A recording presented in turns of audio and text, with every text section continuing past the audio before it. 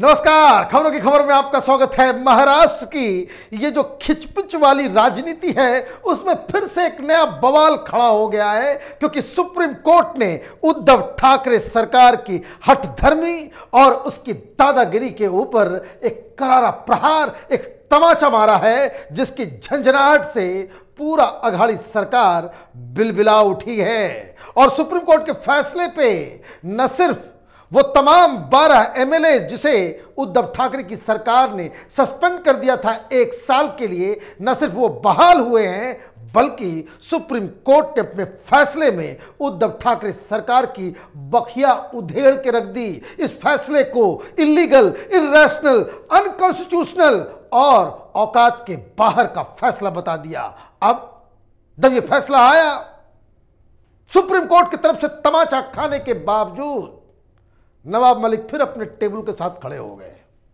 और उन्होंने कह दिया कि यह देखना पड़ेगा ये सुप्रीम कोर्ट का फैसला महाराष्ट्र में लागू होगा या नहीं होगा।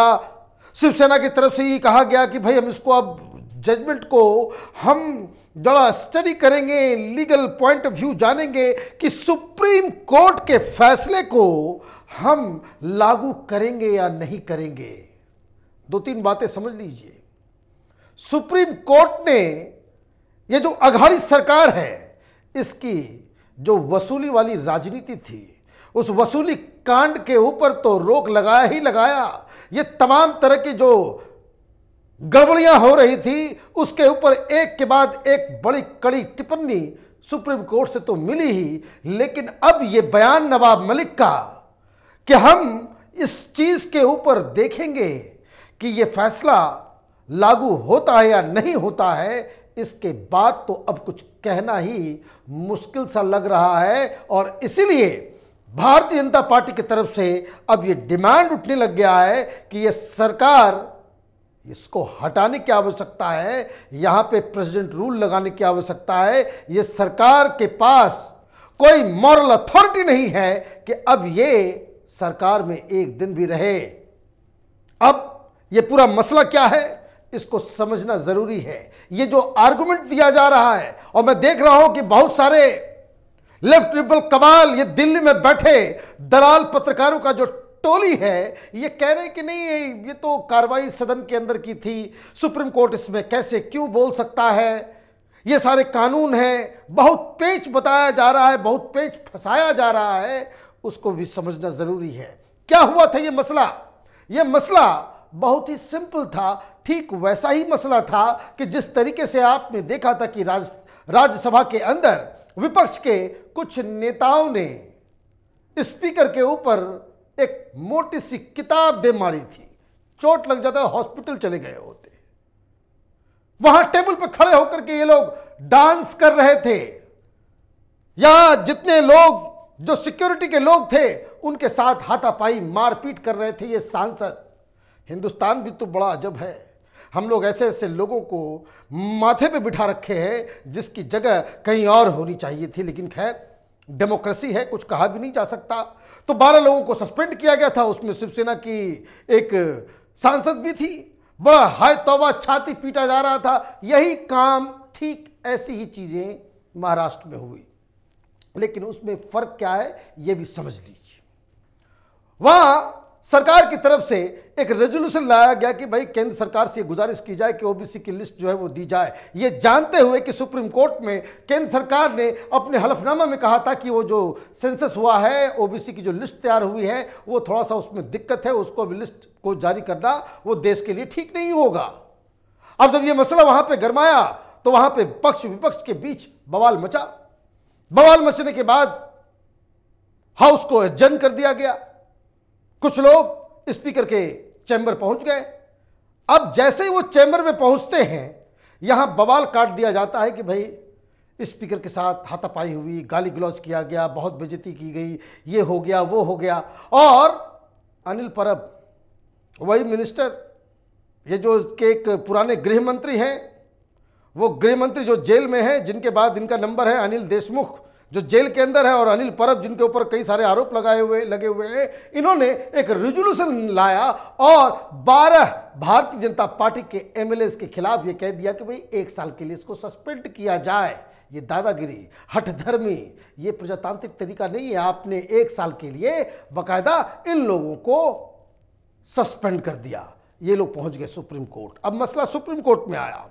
सुप्रीम कोर्ट ने साफ साफ कहा कि ये तो बेकार का मसला है, ये तुम्हारे हैसियत में ही नहीं है, किसी कानून के हिसाब से ये आप कर ही नहीं सकते कि आप 1 साल के लिए किसी को सस्पेंड कर दें। वो क्यों? कई सारी बातें हुई, उसमें दलील दी गई कि चूंकि ये तो हाउस के अंदर का मसला है, सुप्रीम कोर्ट उसमें कुछ बोल नहीं सकता।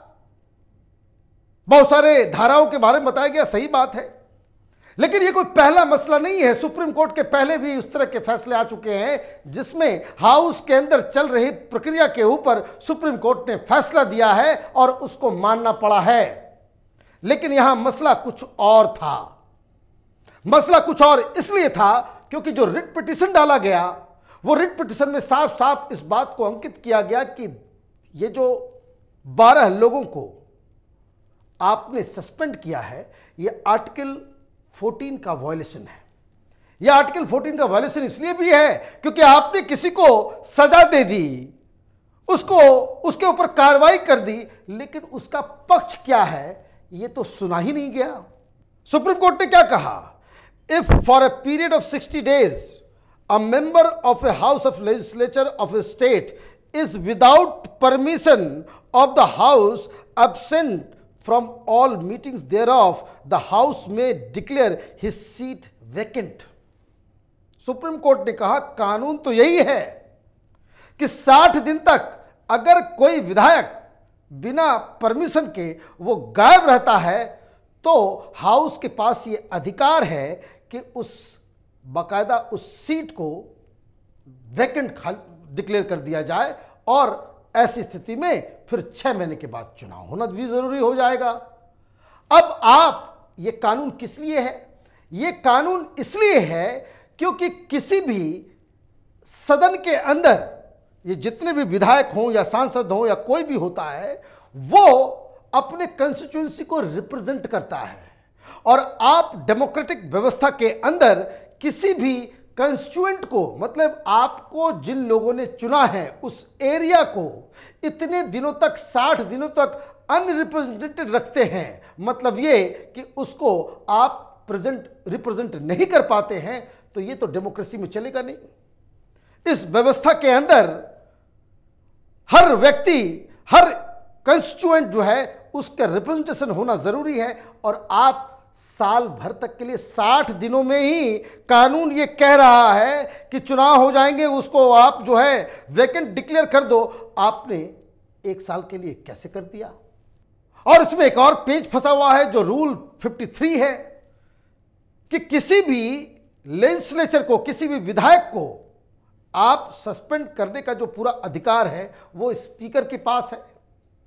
सस्पेंशन स्पीकर ने किया नहीं। क्यों? क्योंकि सरकार ने रेजोल्यूशन ला करके वोटिंग से ये काम करवाया, और वो इसलिए कि ताकि आर्टिकल 212 को इन्वोक किया जा सके, ताकि कहीं कोई लीगल रेमेडी ना मिले कि जिसके तहत ये कहा जाता है कि कानून के तहत कि सदन के अंदर की कार्रवाई के ऊपर जुडिशरी इसमें नहीं डाल सकती। लेकिन सुप्रीम कोर्ट पहले ही बार बार कह चुकी है कि अगर सदन के अंदर अनकॉन्स्टिट्यूशनल काम होगा तो सुप्रीम कोर्ट बकायदा संविधान की रक्षा के लिए उसमें इंटरवीन कर सकता है। हिंदुस्तान में किसी भी संस्था को, चाहे वो लेजिस्लेचर हो, संसद हो, चाहे वो कोई एग्जीक्यूटिव हो, चाहे वो जुडिशरी हो, किसी को भी मनमानी करने का अधिकार नहीं है। ये बात समझ लीजिए, हिंदुस्तान जो है एक रिपब्लिक है, कानून के हिसाब से सब कुछ चलता है। और असेंबली के अंदर अगर कोई अनकॉन्स्टिट्यूशनल काम होगा उस पर सुप्रीम कोर्ट इंटरवीन कर सकती है। तब ये आर्टिकल 212, ये 212 जिसको ये शिवसेना, ये नवाब मलिक ज़्यादा कानून जिनकी जानकारी ज़्यादा है, जो इन्वोक करके ये कह रहे हैं कि ये तो सदन के अंदर की कार्रवाई है, इसलिए इसमें कुछ बोला नहीं जा सकता। सुप्रीम कोर्ट के फैसले को अक्षरशः उद्धव ठाकरे सरकार को मानना पड़ेगा। और ये जो किरकिरी हो रही है लगातार कोर्ट की तरफ से, क्या हो रहा है इस वसूली कांड में? आपका पूर्व गृह मंत्री सलाखों के पीछे है, बेल नहीं मिल पा रहा। वसूली कांड के नाम पे जिस हिसाब से लूट मची हुई थी, और ये सब क्यों हो रहा है ये भी समझ लीजिए, तब आपको समझ में आ जाएगा कि ये पूरा मसला क्या है। दरअसल महाराष्ट्र की असेंबली में पिछले फरवरी से 1 साल होने वाले हैं, स्पीकर ही नहीं है। स्पीकर का चुनाव होना है। इसके पहले नाना पटोले थे, वो पार्टी के अध्यक्ष बन गए, उन्होंने रिजाइन करके वो चले गए। अब वो इलेक्शन होना है, उसमें पेच फंसा हुआ है, तो किस हिसाब से मेजॉरिटी को प्रूव करें, उसके लिए आपने ये तरीका अपनाया कि आपने 12 लोगों को सस्पेंड कर दिया, एक आर्टिफिशियल मेजॉरिटी क्रिएट करने की कोशिश की। इसी चीज के ऊपर सुप्रीम कोर्ट ने जो फैसला लिया, तो सुप्रीम कोर्ट के जजेस ने बहस के दौरान ये पूछा कि भाई अगर ये काम अगर करना है तो कल कोई भी सरकार जिसके पास बहुमत है, आज 12 है कल 120 कर देगा। भाई कोई लिमिट तो होगी। आज मोदी सरकार लोकसभा में इसी तरह का रेजोल्यूशन लेकर के आए, सारे विपक्षियों को कहे कि 1 साल के लिए आप जाओ, फिर उसके बाद कोई भी कानून हो उसको बना, ये डेमोक्रेसी की हत्या है। कोई कुछ बोल रहा है? ये तमाम जो संविधान की शपथ खाने वाले ये शाहीन बाग वाला ब्रिगेड कहां है? कहां ये टुकड़े टुकड़े गैंग है? कहां ये दलाल पत्रकारों का पूरा जत्था? तमाचा लगा है आज सुप्रीम कोर्ट की तरफ से। इसलिए जजमेंट में कहा गया कि यह अनकॉन्स्टिट्यूशनल है, इसलिए अनकॉन्स्टिट्यूशनल होने की वजह से सुप्रीम कोर्ट इसमें इंटरवीन कर सकता है।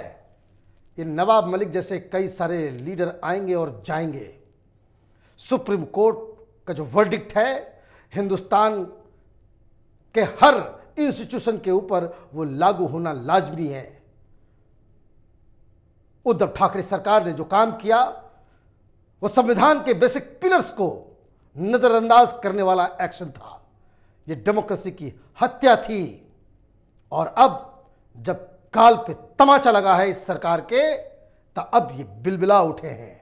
अब देखना यह है कि ये कब रीइंस्टेट होते हैं, या हठधर्मी जो संजय राउत और नवाब मलिक, यही 2 लग रहे हैं कि लठायत हैं इस सरकार के। कोई सेंसिबल बात करने वाला नहीं। आज बयान देता है, 2 दिन के बाद माफी मांगता है। यही नवाब मलिक की राजनीति का पूरा एजेंडा इस बार चल रहा है। तो अब देखिए इसमें क्या होता है। लेकिन कुछ भी हो, सुप्रीम कोर्ट का फैसला सर्वमान्य है, इसे उद्धव ठाकरे सरकार को मानना ही पड़ेगा। आप देखते रहिए कैपिटल टीवी। हमारे वीडियोस को लाइक कीजिए, शेयर कीजिए और हमारे चैनल को सब्सक्राइब कीजिए। धन्यवाद।